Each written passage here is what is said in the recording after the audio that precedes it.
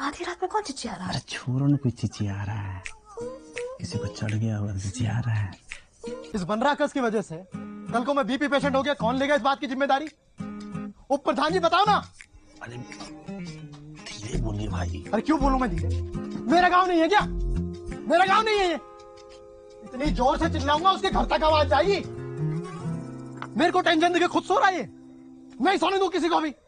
इस चीज को पूरी रात पीऊंगा और खूब चिल्लाऊंगा उप प्रधान जी में। अरे क्या बचपना है भाई।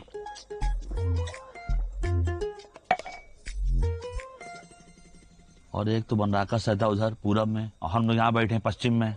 माइक लेके चिल्लाएंगे ना तब सुनाई देगा उसको। हाँ तो लाओ माइक लाके यही चिल्लाएंगे। लाते हैं ना, पढ़ाए माइक। आप मत लो टेंशन, मैं सॉरी बोलता हूँ। कौन है? खोलो। मैं बोलता हूँ ना सॉरी।